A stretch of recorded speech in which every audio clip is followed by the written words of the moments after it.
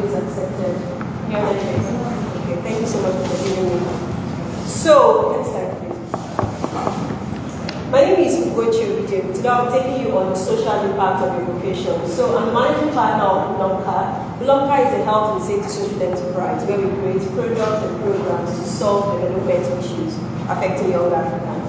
Many people know me as a safety chick because that was the major thing I used in pushing out my personal brand, creating products for child safety, improving safety consciousness on social media and also offline. I'm the author of The Adventures Mona, which is a child safety storybook series available in English and French, sold here in Nigeria and outside the country. Very recently, last year, I wrote a book, How to Build an Internationally Recognizable Personal Brand, building on my experience building the Safety Chief international recognition from nothing.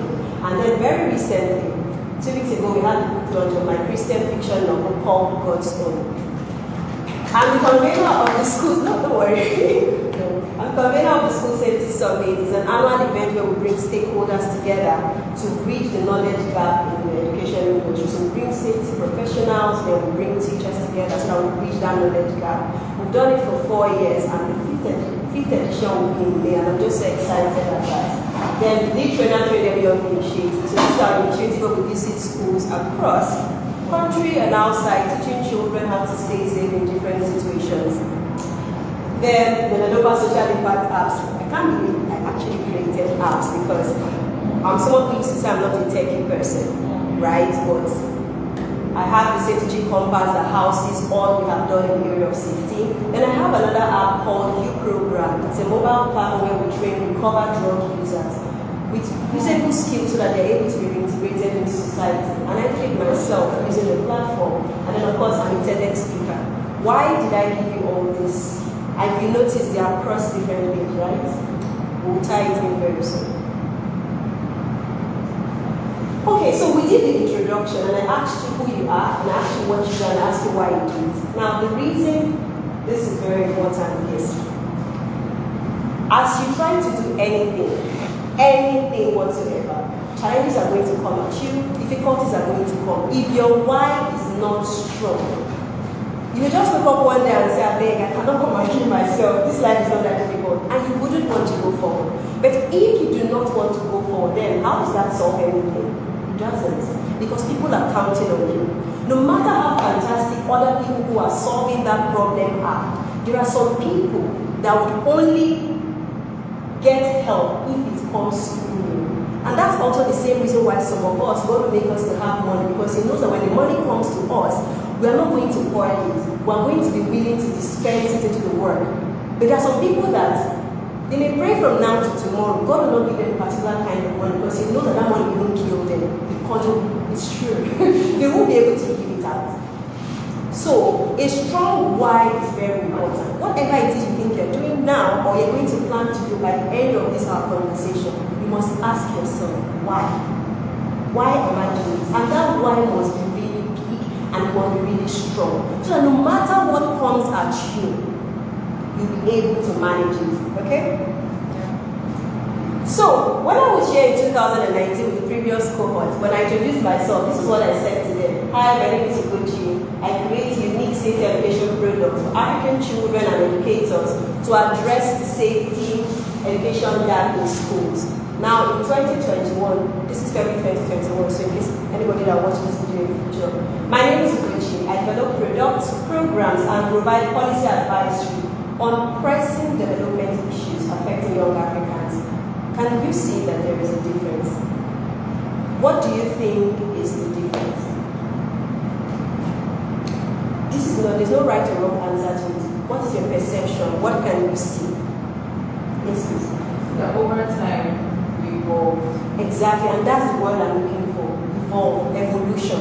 So whatever you think you are doing today, no matter how fantastic it is, just know that you are going to grow. And you've got to be willing to grow. Many people say, no, everybody knows me as this. How would it look? You have to come to the point in your life where you are not fixated on how it will look, but on your big picture where you are going. So I started as a safety chief, right? That's the name everybody knows on my social media handles. But there is more to me today than safety. Let us say, they will be confused.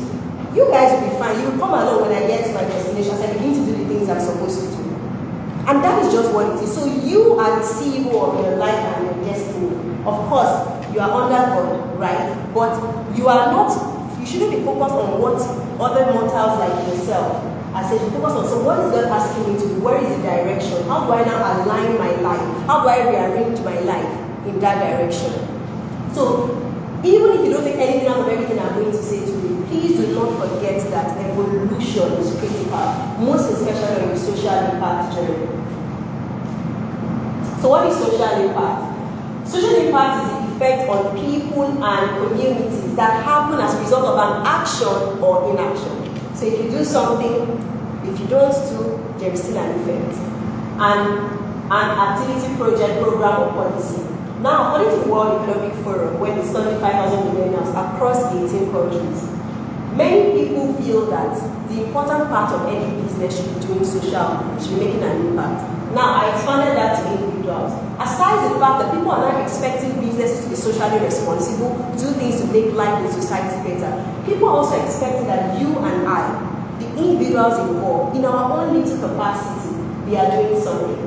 So if you think that, oh, it's until you are big like Dangote before you do something, that is rubbish. No matter how small you think you are, there is something you can do in your own little corner.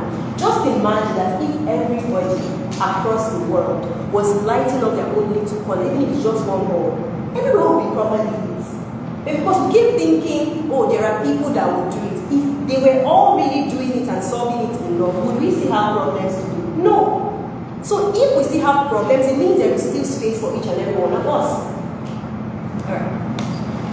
So why do we need to make social impact contributions? You become a part of the solution. So people are so good at telling you all the problems of Nigeria. They will dissect it, break it down. If you even have children, telling you how.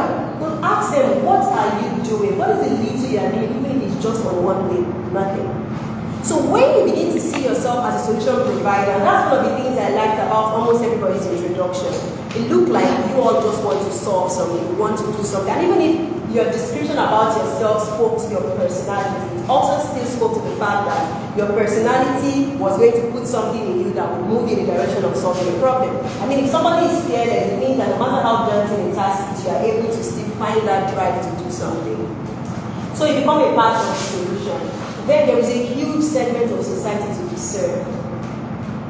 They keep saying that as at now, the gospel has still gotten to all parts of the world.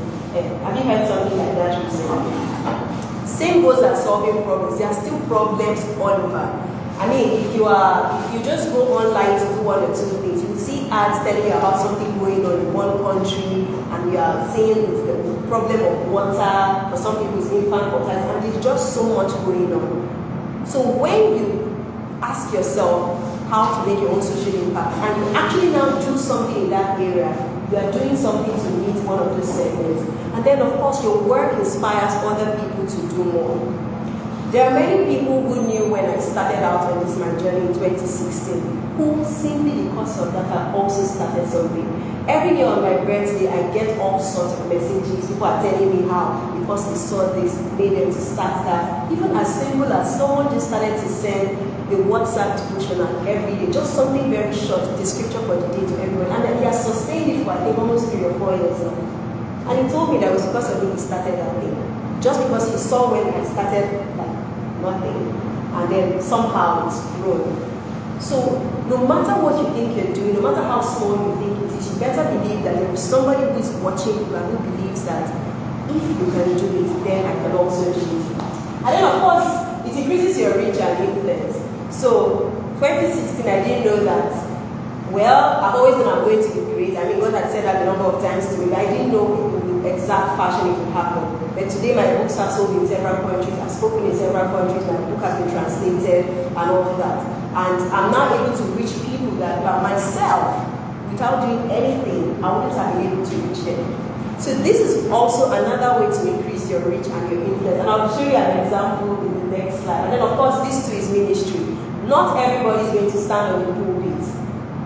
But you better believe that even when you are there, taking people off the streets, making sure that people have access to food, nutritious food, whatever that your social impact idea is, it is also ministry. Because there are some people that will not listen to anything about your Jesus until they have eaten, they are clothed, and they are doing good. Then they cannot listen to you. So this too is ministry. So how does career, vocation, and social impact intersect?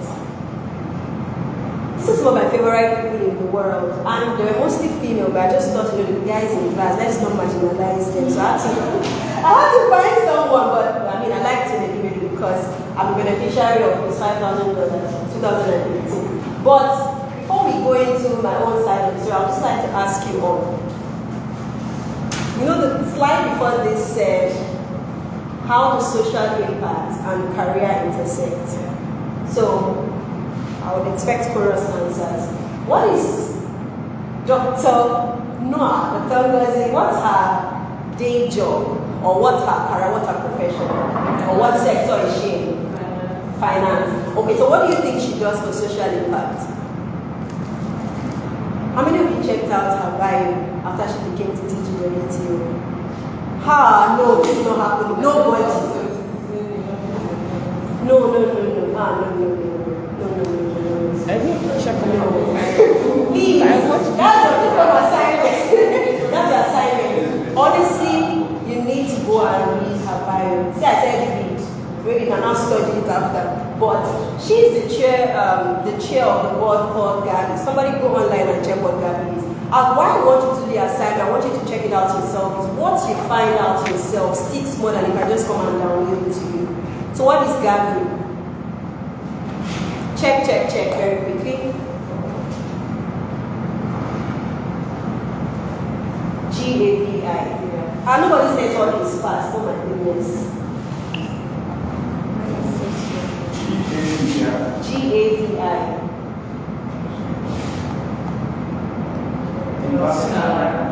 Say that again. So she sits on the board. In fact, she chairs the board that ensures that children across the country, not just the country, across the world, are getting the necessary vaccination. Now, how does that tie into finance?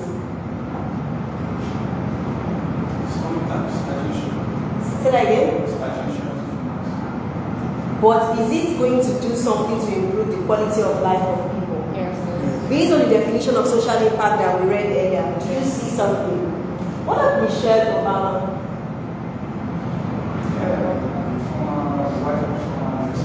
That's not all there is to her.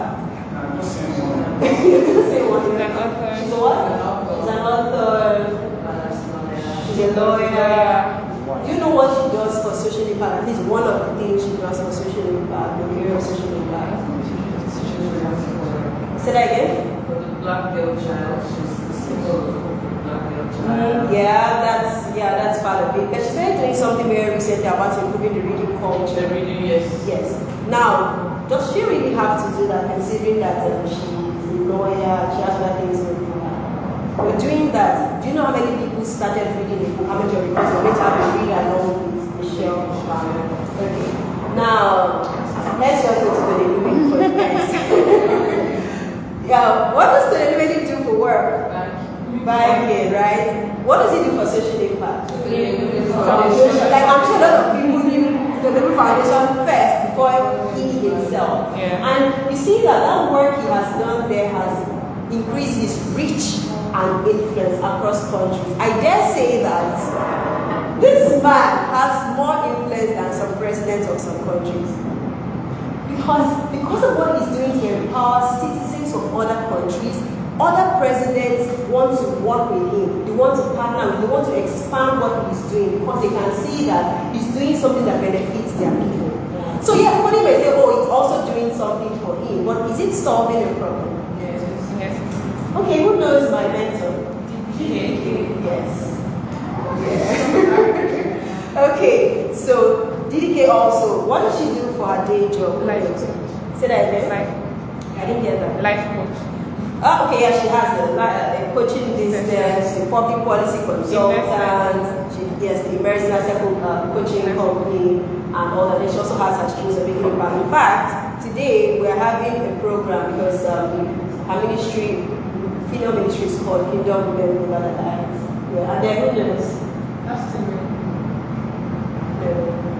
Dr. Cindy Trim. Yes. You didn't know the face. So beautiful. Yes. So Dr. Cindy Trim consults for individuals, organizations. She runs her own businesses. She's an author of so many books and all this kind of stuff. Now, why did I bring all these pictures to you? Because I want you to know that aside your day job, whatever it is that makes you, maybe that's what you maybe studied in school, or that's where you're trying to build a career, many people are also trying to see how they can do other things that will impact the life of people. Next slide, please. So what's your toolkit for social impact? Now, from the pictures, you can see that those are different types of tools, right? And because they are different tools, they can solve different kinds of problems. First thing first, this one is just plastic. It's just a toy. Maybe somebody bought a toy for a child. It can't really solve any real problem. It looks like it, but it's just a toy. It's plastic. Now that other one is, what it can do is totally different from what this other one can do. That is the same for you. If you're trying to make social impact, there are many tools, right? But you've got to know that your final output is going to determine what you're going to put there. And so one of the first things that is really important is diligence. Many times a lot of people fail here because they think nobody's paying attention. It's not yet big. But it is when you are excellent in little that you will be able to be excellent in more. Because if you keep on doing things anyhow, because it is small, anyhow, when you are now handed something that is big, your anyhowness will transfer into that thing. So diligence is a no-brainer. You must be diligent in little. Even the Bible says, "Here's how you are diligent in the world." What will happen to him? Also, delayed gratification. I'm sure that when you started the foundation the first year, there were some things you wanted to do, but you knew that, okay, we can't do this now. Let's give this maybe 5 years. Let's give this 10 years. And that is it with anybody who wants to make an impact in this life. There are times you're going to want something and you tell yourself, you can't have this now because of the big picture. Later. But in a generation where everybody wants things now, then it becomes a problem. So it's really important that you begin to train yourself to not give in to every whim and caprice that comes your way just because. You have to be focused on the big picture. That big picture is so important. And then willingness to help. If you notice from the people that I showed you, almost all of them are doing something because it makes life better for someone other than themselves and their family members. So if you are really going to make social impact, you must understand that it has to be something outside of yourself. When you apply for international fellowships and all this sort of stuff, they want to see how you are doing something on a volunteer basis to improve the life of somebody that is not your father, mother, and your sibling. So you've got to think of how are you going to help, how are you going to make life better for the people around you, and then of course leverage opportunities. So you plan to do something. There's a limit to how much you can do by yourself. But there are platforms that when you get on board them or you get involved with them, it takes your work from where it is to the next level. So you've also got to be very intentional. So you want to solve the problem of HIV/AIDS on the continent. By yourself, you can't do it. You have to work to a level, then you've got to look for partners, you've got for people to collaborate with. You have to look for who are those doing something along those areas. How can your own work complement what they are doing? So I know that we are at a time where everybody wants their name to be the one in front, but you must understand that sometimes your name may have to be behind. But as long as it is solving the problem, it's still a win. It doesn't have to be you on the front all the time. So you're going to have to leverage opportunities. So I always tell people during my strategy sessions when they're having sessions on how to make their brand go international, and I tell them that you are going to have to apply because getting opportunities is not a work for the faint-hearted. We are plenty in Nigeria, we're also very intelligent. So for every application, and Nigerians apply. Oh my God, it's not a small stuff. When I applied for the Manila Washington Fellowship, the year that I got in, they said about, is it 33,000 or so? I can't even remember the exact figure. There was something thousand people that applied, but we were just 300 that were shortlisted for the interview, and we're 59 that made it to the US. So it's already tough So you've got to find how to stand out, and that means you have to do quality work. If you miss it here, you miss it here, you miss it here, how do you get this one? So everything is going to tie in eventually, and trust me, when you get those opportunities, they take your work to the next level. The fact that my book is in French today is because of someone I met on the Mandela Fellowship. The fact that the third edition of the School Safety Summit was sponsored by the US Department of State is courtesy of the Mandela Fellowship. The fact that somebody reached out from the US last year to say, oh, the safety chief, what are you doing about COVID in Nigeria and Africa, was because I'm part of a network. So you can see how all these things work together. So don't try to play a one-man game. You can't do it by yourself. You need help. You need to work with other people. Okay? And then, of course, get training. If you think you know, as you are doing the work, you will find out you know. There is more to learn. And so this is a decade of so much knowledge. Everything is being pushed out there. So you must be willing to learn, unlearn, relearn, and of course, all that will lead to your evolution. Now, people, I know I've mentioned people somehow in leveraging opportunities and in getting training, but I still have to mention it as a standalone because people are going to be pivotal to your growth. There are many things that are going to happen for you because somebody recommended your name or just pushed you out even without you being in the room. Maybe, it's not your level at the meeting they were having, but because they knew you or they knew your work. And see, sometimes people will know your work before they know you. And that is also fine because it's the work that is important. So because people know your work, they would fight about it and say, no, this girl must be in this meeting. That's how I got into one meeting with about refining the national school safety policy for the country last year. When I saw the people that were attending that meeting, I was like, wow, what am I doing here? But when I asked myself that question, I said, well, you did something. Because again, you've got to also understand the value that you bring to the table. Don't think they just did it for you because they're trying to please you. No. There was something about you that made them to push other people's name off that list and get your name on that list. And so you have to go there showing that I deserve to be in this spot. So there's no time for showing job. So excellence is so important to me. So I'm uncomfortable when I see young people doing things anyhow. So I've been in Abuja for a little while. Just 2 weeks so that I went to rest to just see a little bit of what's going on there. And attitude to work of some young persons in a certain age group, I do understand it. You are the one that said you want to volunteer for something. Then they now ask you to show up. We're not begging you to come. I don't understand. And you struggle to get in that slot. So we are not now showing up. What's going on? So it's almost like somebody said, oh, I have cramps. So because I have cramps, I can't come. The same cramps that your boss also had, she also showed up for that meeting. And I'm not even talking about this, I'm talking about other people's experience. So you don't think, what's wrong with you? No. I'm talking about other people's experience so that you can see that this is real life. So you've got to ensure that no matter what is happening to you, you always make sure that even the little thing that you're doing, it is so excellent. Because when you have a trail of excellent work over and over and over again, it presents a whole picture of you being an excellent person. People will have more trust to work with you because they know that, okay, even when we were not working with him or her, the person did this much. So how much more when we bring them on board?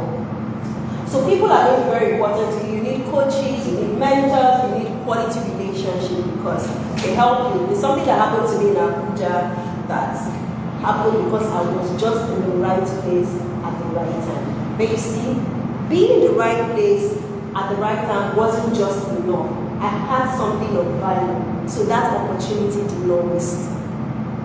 So you have to prepare. You're not prepared for war in the day of battle. That's why you should have been excellent from scratch. You should have been doing some work. You should have been creating a track record. So that when that opportunity now comes, everything just comes together so beautifully.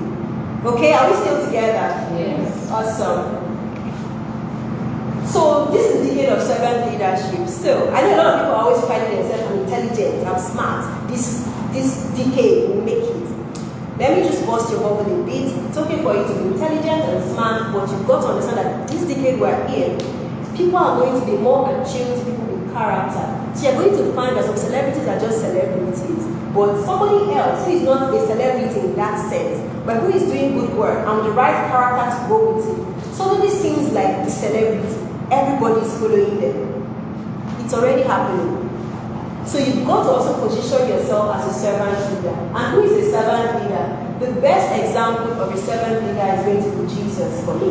And we're all Christians because I know that that's one of the tenets of this fellowship program that we're on. So, what are your most admirable qualities from Jesus? There are many, but just share with me. What are some things that when you read, you go, man, Jesus tried. What? I'm listening. Yeah.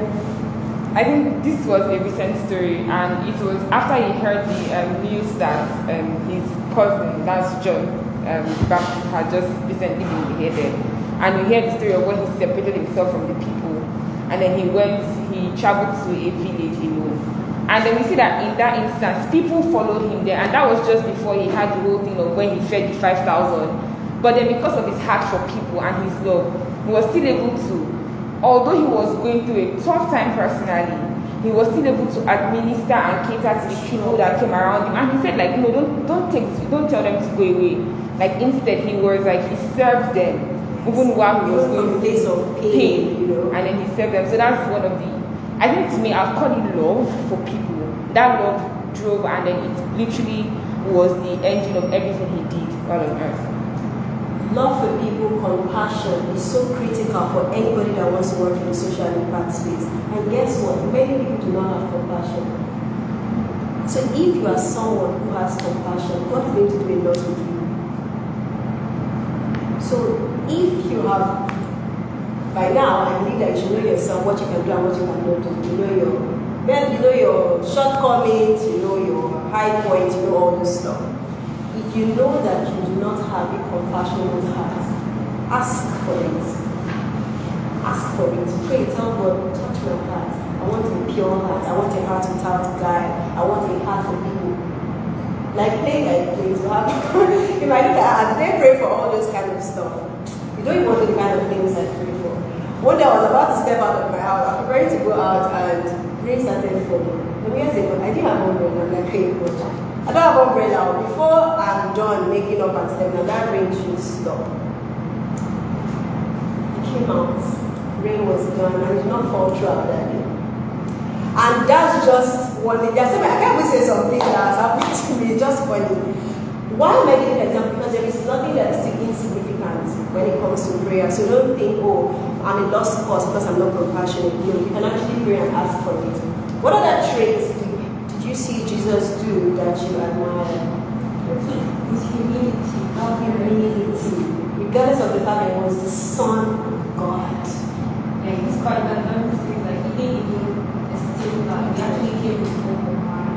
And there's this particular part of scripture where just before Jesus was arrested and was crucified, when they came in, those guys actually wanted to arrest him. And Jesus was like, I've been with you all this while. And he wanted to, he could have, but he had so much power. It was just his time, but it was because of service, it was because of salvation. That's why he let himself be God man and despise him like that. So humility is very, very important. Humility, very, very important. As you grow, as you grow, many things are going to come towards you. People are going to want to honor you and all this, but you've got to keep yourself in check. Don't now forget yourself to the point where you think you have arrived, you are better than everybody in the world. Don't allow it to get to that. Humility will take you far. Yes, you are somebody involved and all that, but at the core of it, you must retain that humility. It's so important for your journey. Danny? So I think another thing Jesus really add on that is emotional intelligence. He has this kind of because he was studying the sci-fi and the way to stay. Also able to hold relationships for the lack of better, and he was also able to defend all other sorts of Emotional intelligence. So kind of like you still that same level of emotion. Emotional intelligence is so important because you see a lot. You see a lot, and there are times that I remember when I led the other network in Lagos, and there was one drama around on our WhatsApp group. Now, me, I know myself.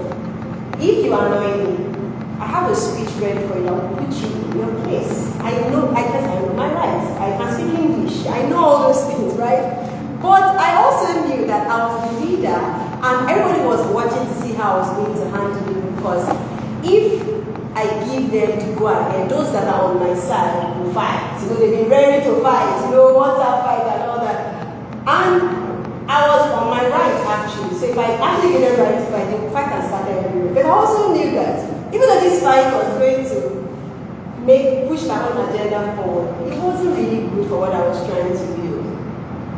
So I had to, backpedal, be the emotionally intelligent one, even though inside me, I honestly do not want to be emotionally intelligent. You know, there are times like that, let's be honest. There are times that you know what you're supposed to do, right? Some part of you wants to be the one that comes every time you are the intelligent one. Let us show that nobody has a monopoly of madness. You know, you also want to show yourself, and then you also realize that it doesn't help the big picture. So you have to rein yourself in. So emotional intelligence is so important as a leader, because you're going to see all sorts. You're going to see it from those older than you, those at your level, and those below you. But no matter where it is coming from, regardless of age or status, you must use so much wisdom when dealing with people. It is so important. It is so important. So, just one more so that we can go on. One thing that stands out very tiring in Jesus' history is how he always led by showing. Some of the things he taught were things that you remember, nobody can do that. But then there were instances where he literally lived out these things and actually it can be done. Like when he washed the disciples' feet, like how he forgave easily, like when feeding of 5,000, he just did it. He just gave them that started breaking bread, and somehow he kept multiplying. So everything he taught, he lived it, he showed it. He wasn't saying, do as I say, not as I do. Yes, when they came to arrest him, his disciples tried to protect him, cutting off the guy's ear. He said, no, put it back. This guy is here to arrest you. So how he was able to live by showing, catches everything. And this is so important. As you begin to make your mark in the world, as you begin to see how to make an impact in society, you must emulate whatever it is you're trying to ask other people to do. You must lead by example. You can't be telling them do this, do this, do this. Then you are doing the opposite. It's almost like what some parents do. You are telling the child, don't do this, don't do that. The child is seeing, so the child will follow you, because children are very impressionable and they would rather do what they see you doing than what you're saying to them. So it's the same thing here. So, I mean, by now, from that, you already know that servant leadership is the way to go, right? This decade we're in is going to test your character. All sorts will come to the fore. And it is only someone who is really committed to growing in character, deliberately, that will be able to scale through. You're going to see a lot happen. A lot is going to happen. I just pray for every one of us that God helps us, that we keep standing, and no matter what is thrown at us, we're able to, show up for Him. We're able to represent Him as we should. Lead with integrity, and of course, authenticity and your values is so important. Many people are trying to be like other people. If you keep trying to be like other people, you are losing out on the essence of who you are. You are also not going to allow the real people who are supposed to connect with you because they can't find you. I remember what I mentioned at the beginning of the presentation, that some people will really get a certain help when it comes from you. So if they can't find you because you are trying to be like someone else, then it's a problem. And you also answer for it, because we are all here assigned tasks. They are not a meaningless statistics on the surface of the earth. There's a reason that God brought you here, and you are going to account for it. So as much as you can, be your authentic self. And I know when we say be your authentic self, people now want to excuse that to demonstrate bad behavior. No, that is not to enable bad behavior. We're just saying be as true to your core, the right core. Don't just try to be a carbon copy of someone else. Be the original version of you. Okay? So character and purpose-driven leadership is key. Next slide, please. So I know that as I was saying all that, and then when we spoke about the various speakers, I said speakers, various influential people I had put on the screen, you could see that they were doing diverse stuff, right? And you have been wondering, so how do I do it? So I'm not really a pastor, but I feel led to teens ministry. It burdens my heart when I see those children who wash cars in traffic. I want to do something, but I'm not a pastor. I don't. So how do all those things come together? So there's something called the multi-influential flow, and it's a theory promulgated by my mentor, DK. And she feels that, not that she feels, she has studied it and she's able to put a system to it, that this is how God actually wants all of us to operate. When all of us are flowing in these 4 areas, it makes everything more coordinated. So I just did that diagram for, at least for those who are more, who like diagrams, just, yes. But there are 4 parts of the multi-influential flow. The first is the flow of industry. And that industry is basically referring to your career. What do you do that, maybe your profession, what you make money from. And so for example, okay, so today you made in banking, right, in the finance industry. The flow of influence is other things that you do that makes other people to look up to you for guidance, to look up to you for direction. I think it's flow of influence that is making me one of your speakers today, because it's not like I'm a pastor, I'm not. It's just because I've done something in a particular area and I have results. That is why I'm invited to come and share with you. There is flow of spirituality, where how do you now communicate your obedience to God, the way you serve in kingdom, not church, kingdom. And flow of spirituality could flow through several ways. Maybe you're a minister, music minister, word minister, or you just have this heart for teenagers and you teach them, or maybe just private acts of obedience. So for example, God has been teaching you something and you cracked a particular spiritual principle, and then he says, share about it on your WhatsApp story. You're not a pastor, but you share about it. And after you share about it, somebody comes to you and says, I've been so worried about this. This post just gave me an answer. It's flow of spirituality. You didn't have to be a pastor to achieve that for God. And then flow of benevolence. How do you give to other people? So giving, whether it's giving in church, giving to causes, giving to things that will break your heart, things that you don't like when you see them happening to other people. Now, all of us actually have these flows, but many times we all focus on the flow of industry more. And then for those who are maybe pastors, they focus more on flow of spirituality, and then the other flows are not working. But you see, these 4 things must always work in a well-defined sync to make you really a total person, and to actually make you somebody of value to your world. So, I need to begin to think about what you do. What do you do that is flow of industry? What has been on your heart that you wanted to do that is flow of influence, where you've been thinking that, oh, if I do that, people will say, you do too many things, you are confused. No, you are not confused. All you just need to do is have a system to ensure that everything works well. There are some things in your life that you don't need to do every day or maybe you just need to do them once a quarter, and it works just fine. What are you doing in the area of spirituality? Not everybody is going to be on the pulpit, but maybe you are someone who you just feel drawn to. Teenage girls who have children, they are unmarried, they have children, and you just feel drawn to them. You just want to do something to help them and all this sort of stuff. Then of course, benevolence. When you see something that's really hot your heart in society, do you give towards it? Is it systemized? Next slide. So I put a picture to demonstrate flow of influence. So flow of industry, these are my children's safety story books. They are part of flow of industry because big organizations buy these books and then they donate them to children who cannot afford to buy them themselves. Other people buy for their children. This other one is a novel, it's a Christian fiction. So it's a novel, story about 6 ladies, but in it, there are spiritual principles. So I do not necessarily have to stand on the stage.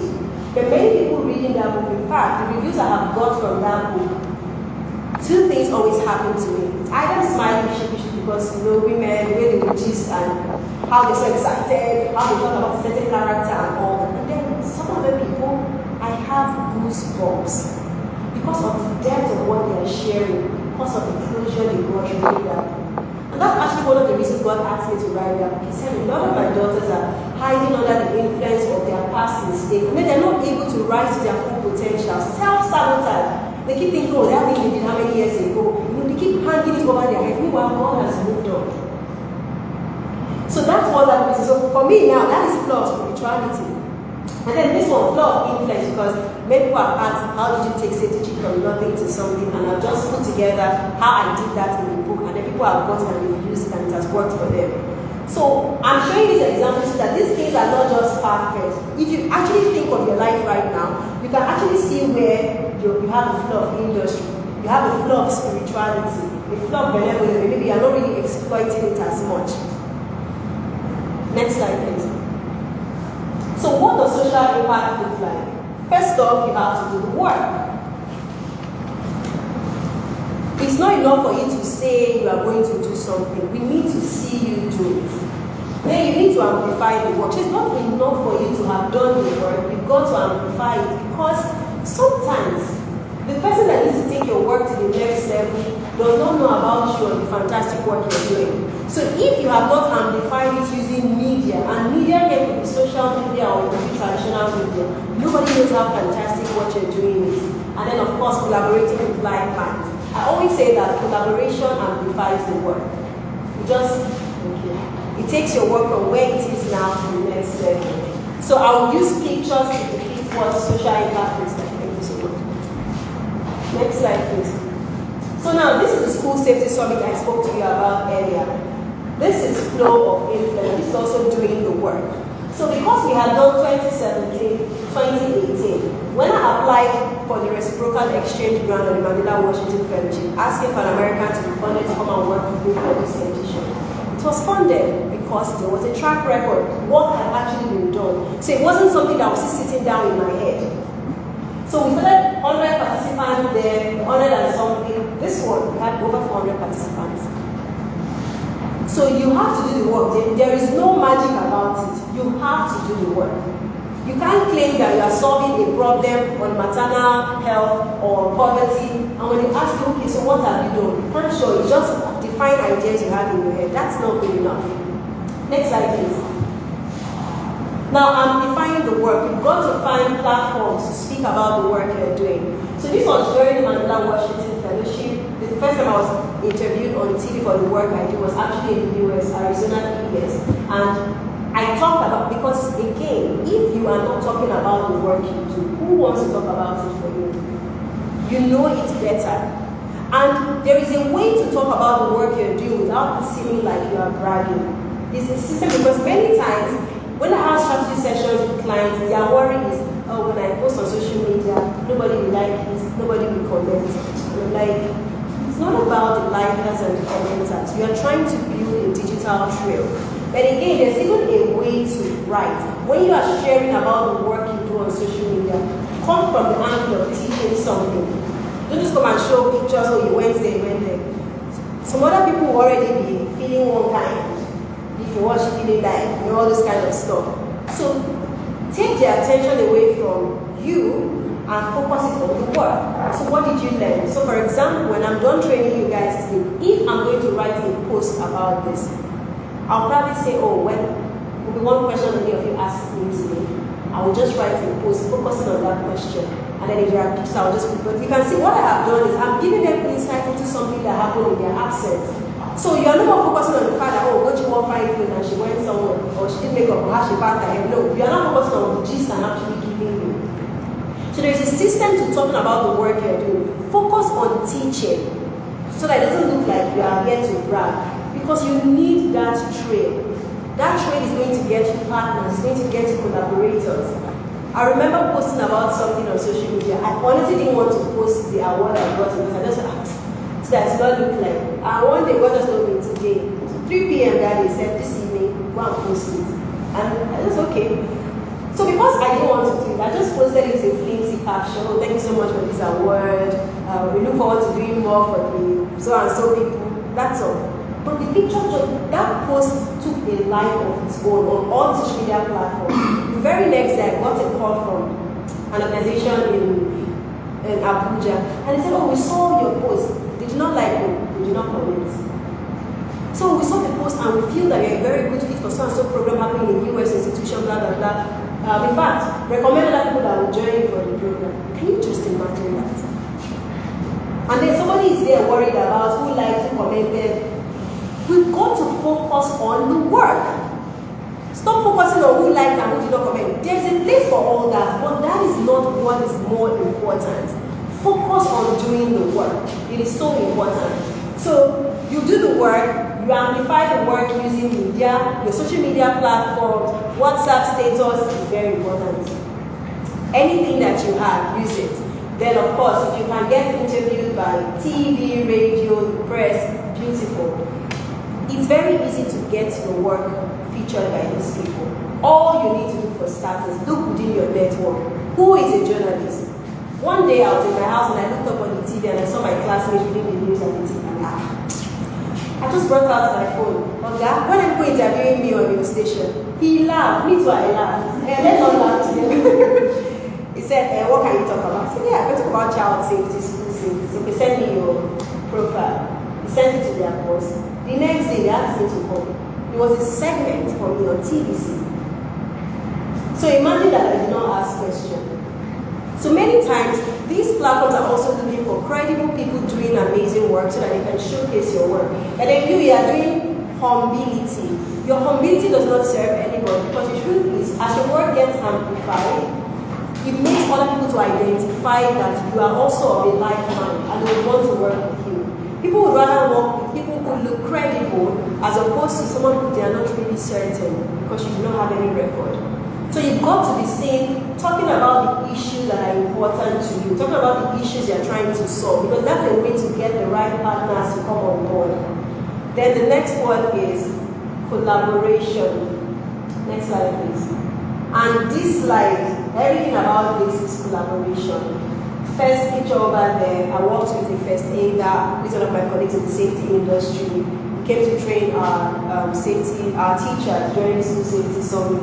Here, I went to the University of Ibadan, the American and the US sent during the summit, and went to meet with the staff, head of the Department of Special Education in UI, talking about the challenges and how it will be solved. Here, we had this session in Ghana. This event held at the police headquarters in Ghana because I have a classmate from the Mandela Fellowship who was right there. And then this other one, my books went to. That's Cote d'Ivoire, Burkina Faso, Senegal in that picture. And of course, the book in French, courtesy of my Guinea partner. So, collaboration is going to amplify the work. You do have to work, but you get twice a week because everybody meets at the center. You bring something, the other person brings something, and then you come together and create a beautiful whole. I must warn that whenever you think of collaboration, don't try to use people. Try to ensure that everybody gets value in that collaboration. Otherwise, they will not work with you another time. And your gist will spread. Yes. So it's very important that you collaborate right. You are very helpful, you are valuable. And there is something people do. They will just reach out to you and they will say, I want to collaborate with you. They are listening to hear what's the plan. And they are waiting for you to think about the plan. I don't understand it. I struggle to understand that because you are the one who sees the potential to collaborate. So once you get that person's attention, you should hit it. So this is what you do, this is what I do. When we work together, this is what it will do. This is how it benefits you, this is how it benefits you, this is how it benefits every other person. As clearly as you can. Whether it's in a PowerPoint or it's in a pitch, whatever, but just make sure that it is clear. Now, what that does for the person is the person that go, okay, fantastic. They are able to check quickly. Does this align to where my organization is going? If it does, they work with you. If it doesn't now, they would file it away in their memory. There's someone like this. Even if they can't work with you, if they know someone who is working in that line, they could do a recommendation because you made it clear. So collaboration is not that, we want to collaborate. What are we collaborating on? You've got to be as clear as possible.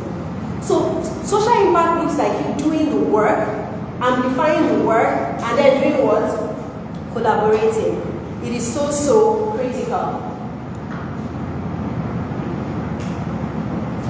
Okay, so I have a story, and that's why I made sure I put this slide. So in January, this got featured on the United Nations Office of the High Commissioner of Human Rights website. And the reason I put this here is because it boils down to diligence. So first things first, last year during the pandemic, I done a lot of work sensitization and all manner of stuff that I did then. And somebody in our organization received her email from some part of the UN asking for women on the front line in COVID from Africa. And she forwarded the email to me. So it was even after she forwarded the email to me that the Holy Spirit told her that you two have applied for it, you two you are doing what? But she thought of me first. Why? I am behind my work. I say what I am doing because it's not a lie. There is proof. There is picture proof. There is video. Any kind of proof. We have newspaper proof to everything. Because track record, you must be very diligent about gathering your digital trail. So she sent it to me, and okay, so I responded to the email, put together a document of what we have done because that was the question. Sometime in November, they sent me an email saying, oh, so your work has been chosen. This is a template of everybody's story from across Africa. Read it and see if there's anything you need to edit. So I went through the entire booklet. I saw that women, big women, and all those sort of stuff. So I just edited just a few typos in my story. So I edited and I sent it back to them. And a few days after, I got another email saying, we really like your story. Do you mind speaking at the booklet launch? Like, of course. I can't say no to that. Like, UN? No, that's where we ever come into before. We will be there. So I agreed to speak. And I was the only person featured who was leading a segment to speak about the work I did during COVID. A few weeks after, I got another email. We still really like your story. We want to feature it on the homepage of the UN's website. I went to go and read what I said. Because I was now curious to read through their eyes to see how they were seeing me. When I went back to read the story I sent to them, I saw it clearly. It wasn't one thing I did during COVID. It was all the things I did, how excellent I did them. So whether it was the sensitization on social media, all the trainings we were having, telling people about the things to do, how to stay safe, whether it was the booklets we created for children and 1,000 copies were distributed to children across the country, whether it was the safety game app we created that housed all our content so that anybody, regardless of your location, once you download it, you have access to the trainings and all those things. Or the game we did for children to prepare them to return to school in the pandemic. So, reading all that, it was already connoting excellence. This person is just doing so much in their space to make sure that they are creating that impact. And that's why my story stood out of so many things. Why did I bring this up? It's because many times when you start doing your social impact, people around you don't understand, which what I did is child safety. What's that? That was 2016. Today, almost everybody's talking about child safety, school safety, and all those aspects of safety. People are now more attuned because they can see how it's a problem. And it is fine that so many people are doing because we need numbers. Remember what I mentioned earlier? You can't solve the problem yourself. You need many people to come on board. That is the way the message will spread across. And then diligent, don't do anyhow. Even if you are doing something for one person, do it as if you are doing it for 1,000 people in front of the presidency. Because one day, your word is going to speak. And when that day comes, you don't want to suddenly forget to edit, what to hide. You want to be able to stand behind it confidently that yes, at the time this was published, this was the best information out there. So, next slide please. Is it easy? No. There will be days you will be discouraged. There will be days where people who said they were going to do something with you will intentionally refuse to do it just to get on your nerves. Yes, it happened to me and it's happened to almost everybody. So what are you going to do? You will still do the work. Because at the end of the day, it is worth it. As you move your plan from idea, something that was just a figment of your imagination, to your to-do list, to strategizing, then to actually doing it, and then getting it done, and you see the progress, you see how it impacts the lives of people. You will see that what you are doing is not just making an impact in only your life, it's impacting the life of others. I'll never forget one little girl. I had gone to have a book reading session somewhere, and I was telling them that a girl had just been kidnapped from church a few weeks back, and that this is why I teach this thing, so that they would know what to do when they find themselves in different situations. And one of the girls said, that girl shouldn't have gone with a stranger without asking for the family password. I was like, how did you know that? She said, I've read your book before. The first book in my child's history book series.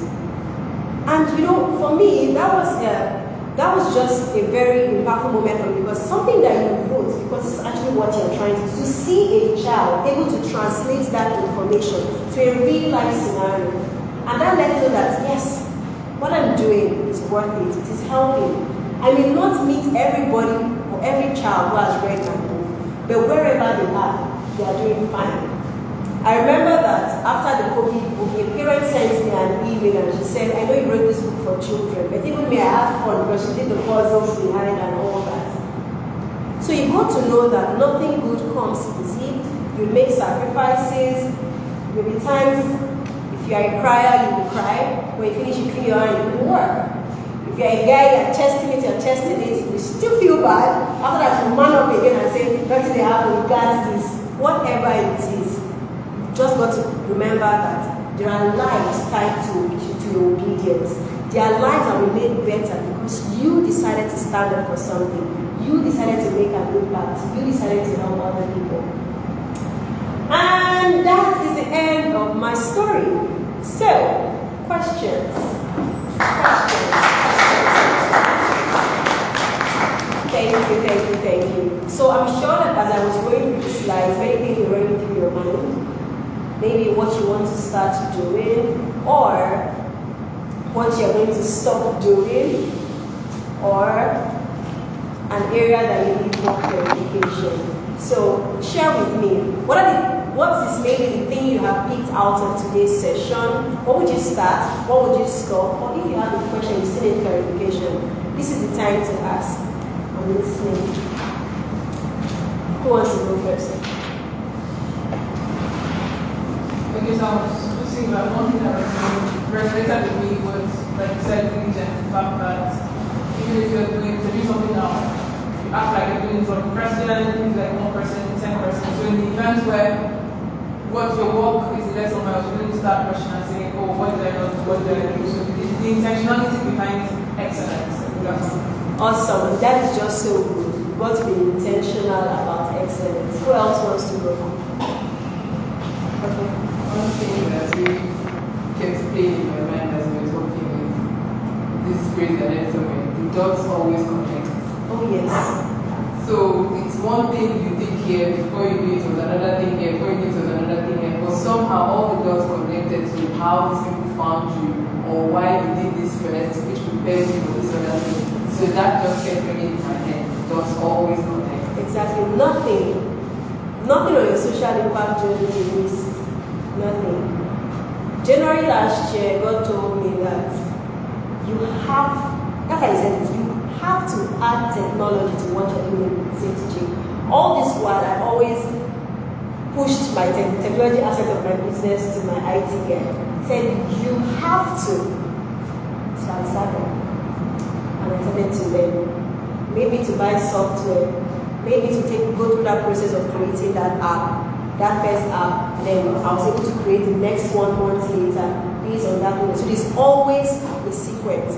And like she said, many times when you're doing something now, you don't understand why you have to go through that phase. It's later in front, when something shows up like, oh my goodness, this was why. This was why I have numerous reasons. Something that happened to me that I can't even talk about it live. And I could just see that, oh my God, this is why God stressed me that period. Stress my life. You know when you finish doing a big project and you feel, oh yeah, we finished, let us rest. No. It's not, let's catch our breath. No. It was almost like I was on the run. I was, oh gosh. By the next few months, I got an opportunity. And the people who were on the panel to be interviewed were people I have worked with. Like, what's going on here? It's like, oh my God. The scripture he had given me said, unless the seed falls to the ground and dies, it does not bear fruit. Then he added another part and said, if it dies, I have this one like, oh my goodness, is this why? It will always make sense later. And that's why anything you are doing today, do it like your life depends on it. Forget about who people understand, they will catch it later. They will catch it later. For now, your focus is the big picture, what has been committed to your hands. Do it like your life depends on it. It is so critical.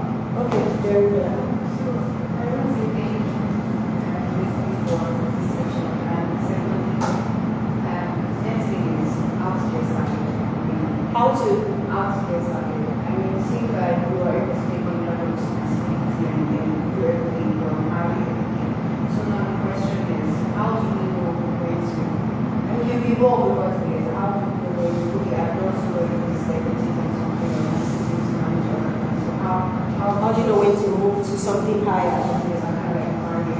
Okay, that's a very, very important question because since last year, I've been in a stage of evolution and moving into something else. So evolution would seem like you're going backwards, but you have to go and study. I have a Google Docs on my phone called Self-Education Notes.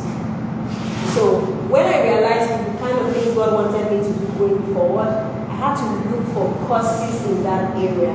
I now had to start schooling myself. By myself, nobody was chasing me. I'm the one that knows the big picture God has given me. So I started to study. Now, that study is going to come actually going to a particular institution to do it on a formal basis. But in the meantime, while I'm waiting for them, I am doing something.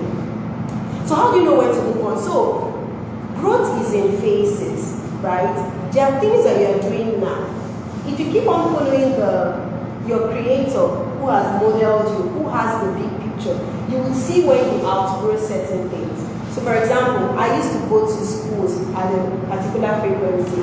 Today I don't go as much anymore because I have volunteers who go.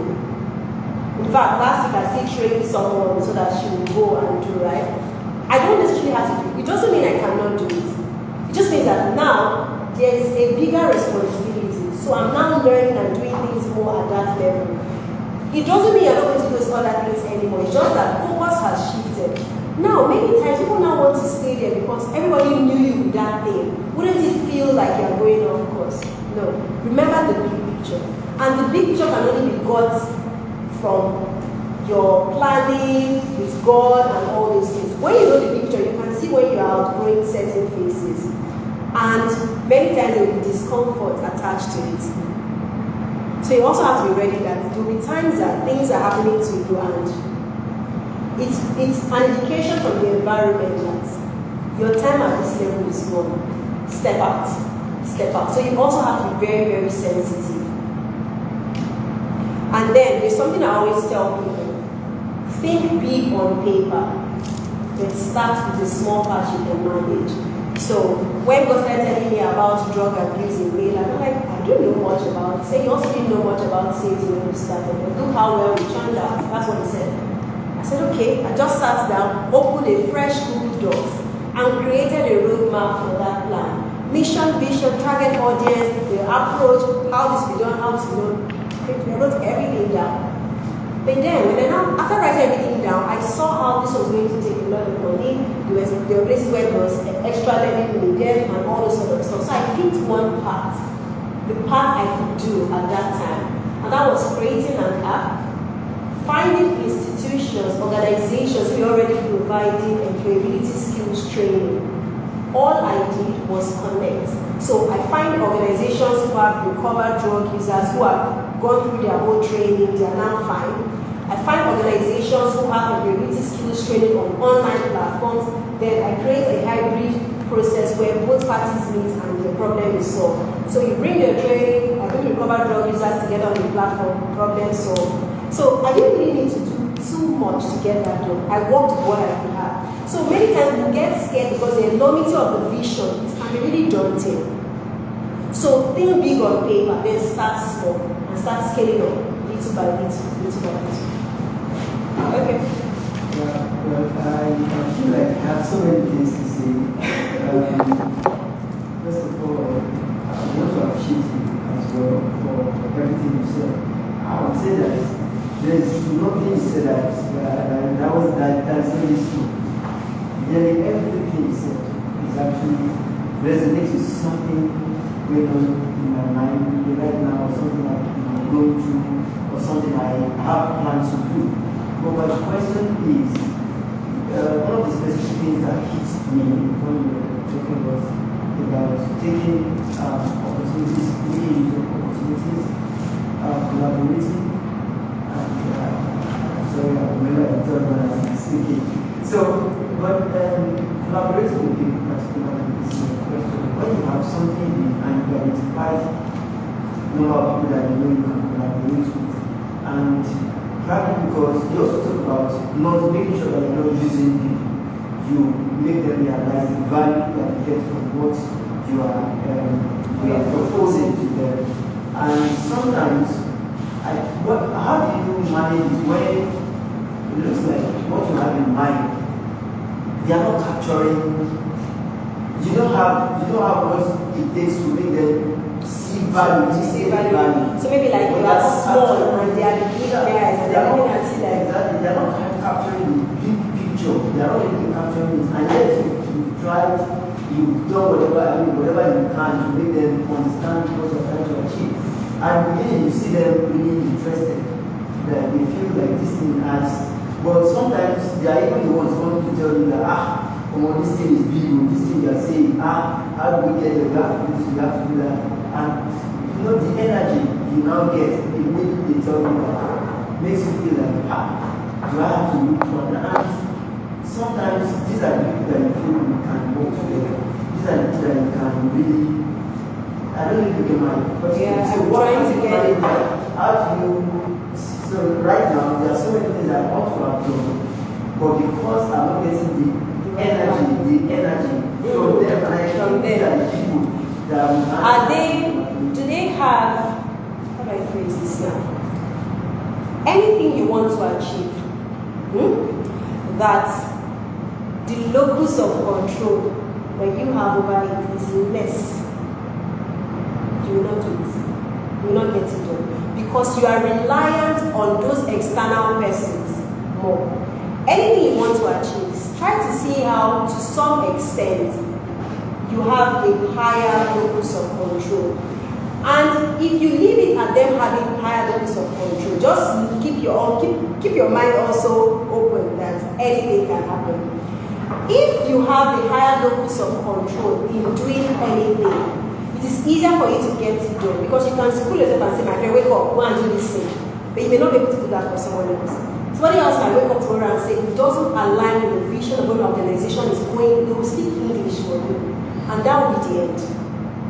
If you really want that thing, and you feel that they are the only ones, or they are the best fit for you to get it done, and they are saying it is causing this, it is that what you have to do, means they are not convinced that you can get it done. So you have to demonstrate competence. Demonstrating competence can come in a variety of forms. It might mean you need to go and get results in other areas and come back and say, see, we did this, we did that. If you come on board, we do this. Actually, so that's been the strategy. I've been doing a lot of that. Coming way back to them to tell them, see. Then maybe they are not interested. Have you thought about that? Yeah. Have you thought about that? You see, many times when we think that maybe only one person is the person we can work with, we might lose sight of other options. But when we tell ourselves, okay, it's not working with this person, what are the other options? By the time we sit down, brainstorm, options will begin to be shown because really nobody is the only solution to the problem in this world. You might be surprised that there is another solution around you that you've not really taken note of because you were focused on one area. You must have heard the saying that focus creates blindness. It's so true. Focus can be so good, but it can also be bad because as you're focusing on this person, you are not saying that there are other organizations or even individuals who can still do the same thing for you. And until your antenna is tuned to that frequency, you will not catch anything in the airwaves. So maybe you need to step back and ask yourself, aside this person, this organization, who else can do this thing? Try to come up with as many options as possible. Then ask yourself, how else can it be done? Because there is the who and then there is the how. How else can it be done? Because when you think of how else, it's also giving more options of the who's that can do it. Yes, so try to give yourself as many options as possible. But you have to retain the majority shares in the locus of control, otherwise it won't get done. But somebody does not believe something the way you believe it, they will not do it the way you want them to do it. Okay. Yeah. And thank you very much, Ugochi, so far. It has really been beneficial. I've written down a couple of questions, and I think I'd like to start with how were you able to commence your social impact journey? And I believe that a couple of us are at that point where we're trying to identify, okay, what exactly do I start with? Or how do I commence this? So how did that journey start for you? Then another thing I wanted to ask is, I'm asking is that, how are you able to manage several ideas on social impact? And then even picking the one to start with and then maintaining that energy over time. So you explained how you started in 2016. And I noticed when I read your bio, what you said, how you introduced yourself in 2016, it was very specific, like you started from just one focus. But then over time, I wasn't seeing that it was not like it was broader. So I need to understand, is the strategy starting from one and then expanding, or you can actually expand and then maybe, I'm not trying to give you ideas, but how you can advise on that. Okay, so should I go with all my questions or I should? Maybe we should do one of the so I don't forget. Okay, so the first one was, how did I start? So I worked in an airline until 2019. I worked in the aviation industry. I started when I was in the airline. So I was running a full-time job. I was having safety officer. So I started while I was in the airline. So starting, I always tell people that starting work in safety started as divine inspiration, and then I now saw real life examples. So I lost my mom in an avoidable road accident, and I worked in an airline. I knew first aid when in an accident or emergency, but nobody on the scene knew that. Even when I saw my mom, I knew what to do. My dad did not know what to do. Policemen on the scene did not know what to do. So many times in Nigeria, when an accident happens, people genuinely want to help, but they don't know what to do. So they end up doing the wrong thing, right? And then of course, I started seeing stories in the newspaper, a house, everybody would die because they kept their generator inside so that nobody would steal it. Generator came to kill everyone, or explosions and all those sort of stuff just coming together. So I just thought, okay, I work in aviation and I've seen how safety systems, knowledge reduces the number of accidents. You don't have plane crashes every day. We had one last weekend, but it's not a daily occurrence because of the systems in place. Now, that is the same thing that I was trying to say, okay, if we can make people have more knowledge and have these systems, to some extent it would reduce that accident, and that's how it all started. So even though I was already teaching safety in the airline, every month we had a safety forum for members of flight operation and all that. Now this was me now taking it outside the aviation industry, trying to simplify it for the everyday man to understand. So it started as one thing. But you see, remember what I mentioned, that if you think you know a lot, when you start solving a problem, you see that there is more. So it started as trying to solve that problem, growing, and then seeing that, okay, there is more. Because I'm a strategist, I know how to think through people's problems and create solutions. People started coming to me, they also want to do social impact businesses. How did you do yours? And I create templates for them. This is how, from your idea to how to execute it and even get featured in the papers, I can run you through a whole process. And I now saw how this is actually something like prevention. That's one of the things God said to me January last year. You think it's about safety. Safety is just a door opener. Safety was your proof of concept to show that you can take something out of nothing and create something fantastic. Because you can do it for anybody, any sector. So I've done training sessions for people in agriculture, people in the baking business, people in like all sorts have come to my table, and then of course safety professionals. So it just started as that. Now the reason you have to start from somewhere is you need to build momentum, you need to prove that you can actually do something and then evolve. So if you start everything at the same time, you spread yourself too thin. So when you start one, you do it well, and then remember I mentioned that there's some things you don't need to do every day. So for example, our drug abuse program, we've replanned it so that it's supposed to happen just once a quarter. So that means just 4 times a year we'll do that. So you can see that I'm also conserving my energy. For example, the first part of this year, the focus was the book launch, the Christian fiction that I wrote. So I didn't really do much on safety. This quarter we're going into now, the big thing is the School Safety Summit, the 5th edition.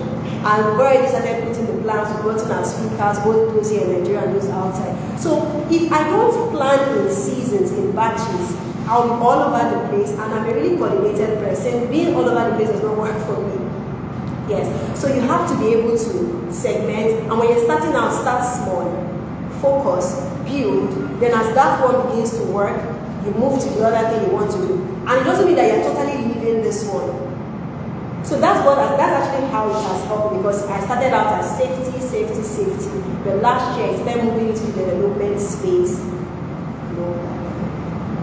So the next question was? I think you kind of answered it. I was asking how you manage several ideas on social impact from the place of getting the ideas and then implementing it. Yes. And remember what I mentioned earlier about when you have an idea, think big on paper. Please develop a culture of writing, of journaling. Write it down. When an idea, I have another Google Doc that is called Ideas Doc. So once anything just passes like this, I catch it and keep it. It may not be for you now, maybe for you. Because many times things will keep floating around you. And it is made, in fact, the game we did last year, I had it since 2007. There was a Google Doc. So by now, you know I like Google Docs, right? Yeah. There was a Google Doc about it. So when it was time to create it, I just went to pick out a few things, the outline, and just modify it a bit and just go. Yes. So that works. Okay, then the third question I have is, from everything you were saying, I heard a lot of God told me and this is why it came. So I think for us, we were having a conversation earlier this morning before you came in. I was talking about how God has told us to do several things, and a lot of us are sitting on some of those things that He has told us. So I wanted to ask them, what's the role of obedience on your journey? Because remember one time when God told you to do something, you didn't really know where it was going to, but then when you did it, this happened, this happened, this happened. So I think to an extent, it's more of like what we would need to kickstart that thing for us to be able to say when God told us because of what happened to me in January. This God told me. This God told me. See, slow obedience is almost the same thing as partial disobedience and disobedience. Yes. And the reason I'm saying that first, when God asks you to do something, there is an energy in that moment. If you don't write it, when you try to do it with your own human power, oh my God, you suffer. I'm telling you. And that's why some people don't now do it again. Because it now becomes too difficult and you can't just, you just can't. So, God asked me to write this Christian fiction. Many things I do, the books I've written, he literally just drops the idea. My job is to take that idea, translate it into the knowledge that every layman can understand and put it out there. Because God knows everything. God is the most brilliant person. So people think, oh, he's not ancient God. God can give you information that has contemporary relevance to solve real-time problems today. So that is what I believe, and that is what has worked for me. So he asked me to write this Christian fiction novel. I wrote it last year, December. I said, well, I finished writing the book. What next? I didn't hear anything. January, I went for work and I said, we're going to have a book launch. And I said, okay, no problem. There was a fund I wanted to apply to get the money for the drug use program. That was my own plan.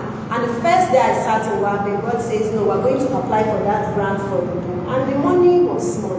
Like me, I want hardcover novel. I don't know what you're talking about. This money cannot reach anywhere. And then he goes, this novel, we are going to give 500 copies for free to undergraduates, hardcover novel. How? With which money? But I've come to a point in my life where God tells me certain things. I will ask him all the questions because I can be a naughty child and it's my father, he loves me, and his favorite daughter. I'll say, how man, but I will listen, and maybe that's why God loves me too, because he knows when he asks me to do something, even if I don't like what he's saying, even if I'm uncomfortable with it, I will rearrange my life and do it. And that's the attitude everybody should have. Don't become so puffed up on yourself or what people think about you that when God asks you to do something, what will they say? Who are they?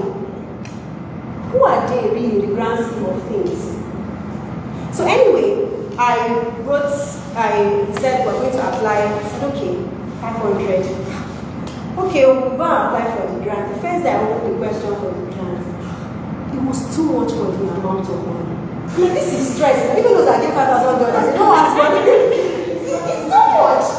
I closed the thing. I focused on my work back. But in my head, I started reconciling. God said, that means there is way here. There is way.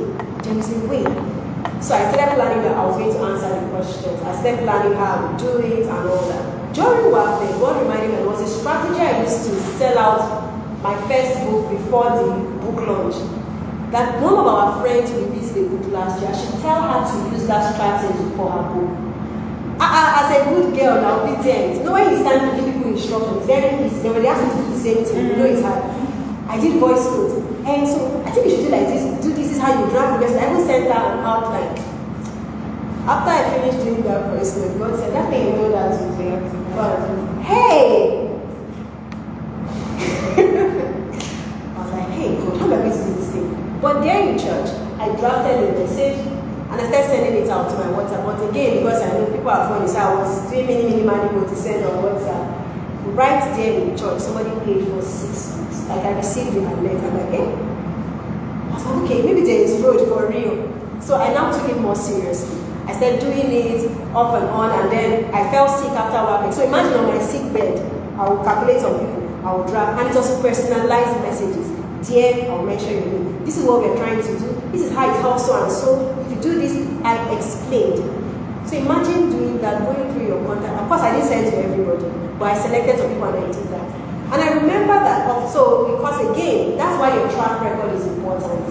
When people know that in the past you have done things without them, when you ask for something, because they see proof that you are a diligent person, you do good work, they are willing. So 3, 5 year, 5K year, 10K year, 50K year, like that. The money started putting together. And then one day, people are not really responding to my message. I'm not really getting the story like, baby, I'm not feeling fine, let me sleep. And there was a name I saw. And I've never spoken to this girl about money before. It's somehow to reach out to her and tell her, come and donate, this is what we're trying to do and all that. But I just felt strongly to send her a message. I just said, I'll send her and go and sleep. You know, my message entered her phone. She read it immediately. And she said, my husband and I just spoke about this. I'm going to buy 100 copies. Hey. I was like, what? And I almost did not send. You see, when God is asking you to do, there is an energy in that moment. If I had sent it the next day or 2 days after, it wouldn't have carried the weight of she and her husband having the conversation. Can you see why I'm saying this story because of slow disobedience, sitting on it. You are sitting on it. What are you sitting on? I don't understand. You're not the one that will do it. If he asked you to do something, he has sorted it. He only wants to see if you're going to be able to step out in faith. So, before you know it, we raised like 4 times the amount of the original grant. Yes. So now, still on this grant matter, I still have to go and do the assignment. That's an expensive.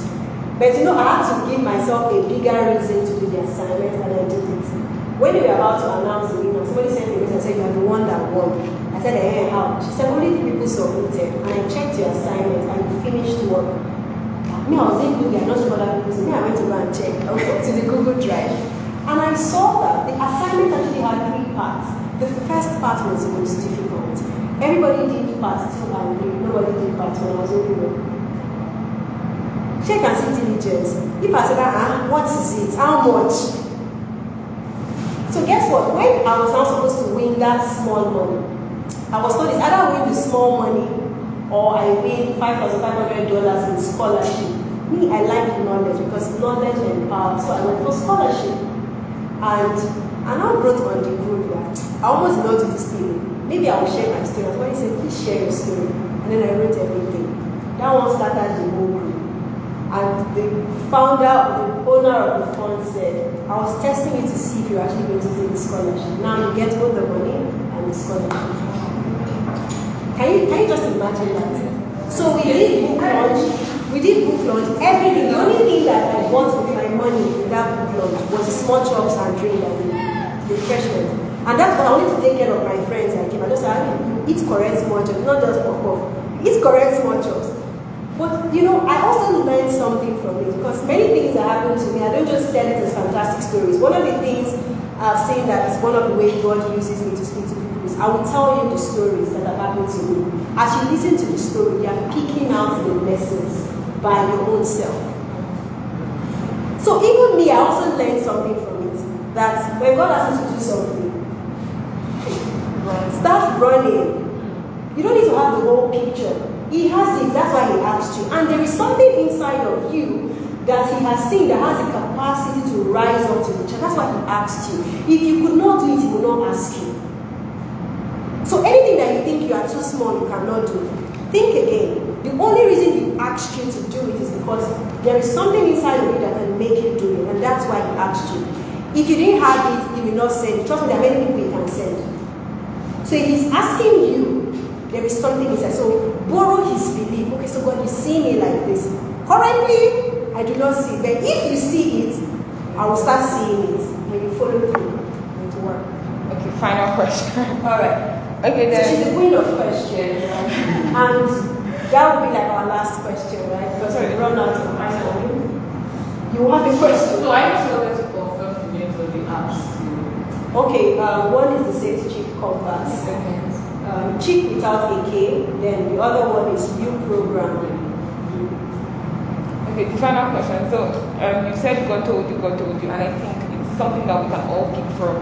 How exactly did you know that God? So maybe some of us are waiting to hear that voice that will say, "My daughter did this." So how exactly has God told you things in different scenarios and picked it and said, "Oh, God told me to do this"? I actually wrote a post about this, and I shared it as a series on my WhatsApp stories. God speaks to people in different ways. You've got to identify how He speaks to you and understand it, because He would reach out to us in several ways.